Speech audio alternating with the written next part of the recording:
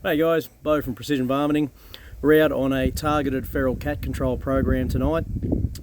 Customers contacted us and said on their facility they've got quite a large population of feral cats that they want gone, and they prefer them gone immediately, so they don't really have too much time for a trapping program at the moment. Going to be running a bit of a mixed bag of equipment tonight. I'll just run you through it. So we've got the Savage Model 12 LRPV. I've had this sent away to Group Solutions Gunsmithing in Canberra, and he's shortened the barrel to 18 inches for me, so I can attach the Wedgetail Industries N338 suppressor and I can put it inside the cabin of the Polaris, and there's plenty of room. Works really well, accuracy hasn't been affected. Really impressed with the Buffalo River 223 ammunition from OSA that has the 55 grain Sierra Blitzkings in it.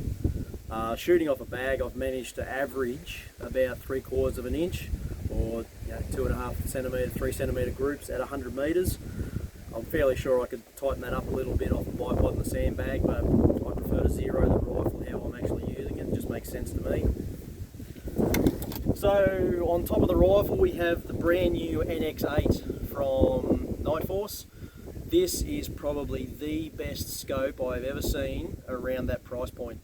From my understanding, the NX8 is designed to sit between the NXS and the ATAC-R, or Attacker, however you say it. I call it Attacker because it sounds cooler. Seriously though, I'm really happy with this scope. Like, I've only had it on the rifle a short amount of time, probably fired 30-40 rounds through it. The adjustments through the turrets are just spot on. Everything moves exactly where it's supposed to move. The glass is absolutely crystal clear. Like, I cannot fault the glass at all. I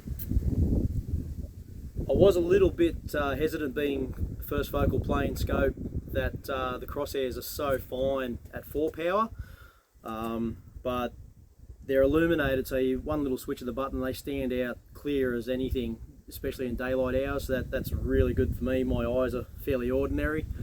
I've got that mounted in the Spur 6mm quick detachable base. That's really a really good base. I'm really impressed with that. I've been able to pull it on and off the rifle, and I've had no shifts in impact, and that's a big thing for me. I like to check zero every time I'm out on a job, so swapping between day and night optics, being able to pull that optic off, put it back on the rifle and know it's shooting in the same spot, or so as to be any difference is not noticeable, it's fantastic. We are running, the guys, Tim at Extravision in Brisbane sent me down one of the N455 forward attachment night vision attachments. I'm trying to think what I'm going to say there. I'm doing everything off the top of my head here, guys, so don't give me too much crap. One thing I always like the idea of a forward attachment.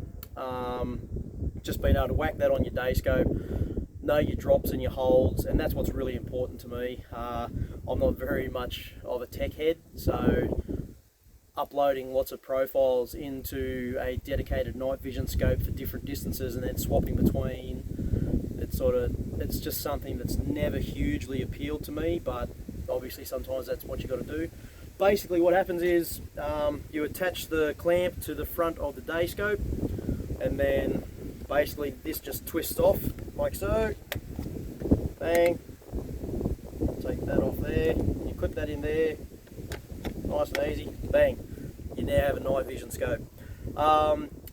Being that it's not a dedicated night vision scope, I don't think, like, I've got the N450 night vision scope.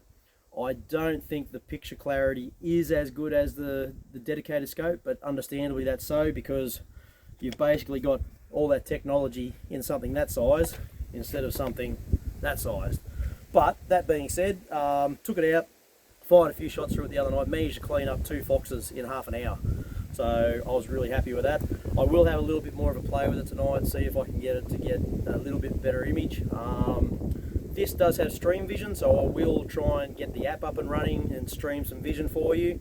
Hopefully see some cats getting smacked. So detection wise, we're running the Pulsar Accolade LRF thermal binoculars. These things are amazing. You can detect foxes easily at 500-600 metres and get good accurate readings. I've put them up against the Vortex Fury laser range finding binoculars, and these things are brilliant. And ranging the same targets, they're spot on. Like the distance, there's no difference in the distances. And finally, as a backup, just if I can't get clarity of vision that I want, or for whatever reason, I bought the ATN Mars 4. This thing's unreal. I love this. The guys from OSA Australia were kind enough to send this out to me to have a play with and do some videos on. I'm still getting to know the unit, finding out what settings work best in what kind of conditions. Obviously, it's not optimal just to set it once and leave it, because different conditions, different terrains, meaning you're going to need to change your settings a little bit. One thing I am a little bit disappointed with the ATN range is the very limited range of reticles. I've struggled to find a reticle I like, but that being said, that's the only thing I can fault with these units. They've got fantastic battery life. Like I said, I've run this unit for 19 hours. I've timed it all, 19 hours, and it's still over a quarter battery life, so you've got no concerns with being out somewhere and your battery dropping. One thing I absolutely love about these units is the ability to record the footage. It does have recoil activated footage, so as soon as you fire, it'll record on the SD card the second before the shot and a couple of seconds after. You can actually go into your scope and look at the image, look at the video you just took. So, you can go, oh, that's a mess, I'll bin that one. Or you can go, okay, this is where I missed. My hold was wrong, my data was wrong, my drop was wrong, whatever, and then you can correct from there, or you can go, that was a cracking shot, we'll put that online. So that really is a standout feature of the ATN for me. Like I said, I haven't had a great deal of shooting time with this yet. We've been back and forth overseas. I've been up in Queensland and Northern Territory for some shooting matches. Had a few family holidays, and yeah, so been a bit under the pump with a few other jobs that just haven't had a chance to get it on the rifle. But we will be dedicating some time specifically to these units over the next month. So I don't want to come on and say this and this and this and this about the unit until I've spent enough time behind them to be confident of what I'm saying.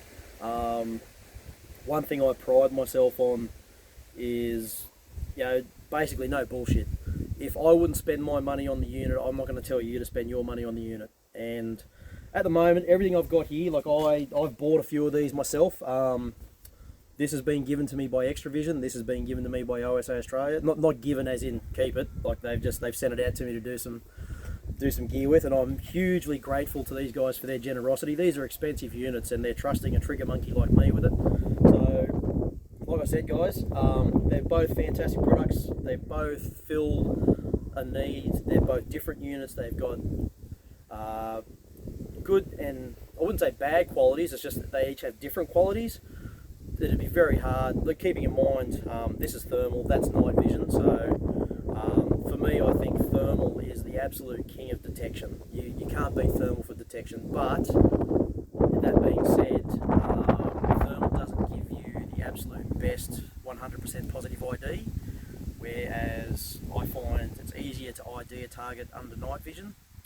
So I am enjoying scanning with the thermal for the detection, and then switching to night vision for the shot. There's a lot of jobs I'm doing where target ID is absolutely crucial, and there are a few situations where under thermal certain animals can look like other animals. Like for example, it's only picking up a heat signature, so a small heat signature like a bilby or something like that can be mistaken for a rabbit. So, and you definitely do not want to be shooting one of those. And finally, my darling mother got me this for my birthday last week. This is the best coffee cup I've ever seen in my life. It is unreal. Leak proof. I've got something there. Nothing there. You've got it. Sorry, there's a little bit sitting in the lid there. I tell a fib. But basically, you push that little button on the back there to be able to drink. So you, bang. Fantastic. Keeps it hot for 5 or 6 hours. So totally unsponsored, totally unrelated. But if you're looking for a good coffee cup to rattle around in the back of your ute or whatever, get one of these. They're brilliant. So thanks, Mum. Anyway guys, enough talking. I'm going to go and do a quick zero check. We've had a site familiarisation tour that took a fair while because it's a fairly big site. So we'll go out and get into it and see what we can do. Hopefully I'll be able to get some good footage, knocking some feral cats around. I hate feral cats. Targets of opportunity tonight will be the odd rabbit and any Brer fox that pokes his head up, but the focus tonight's feral cats.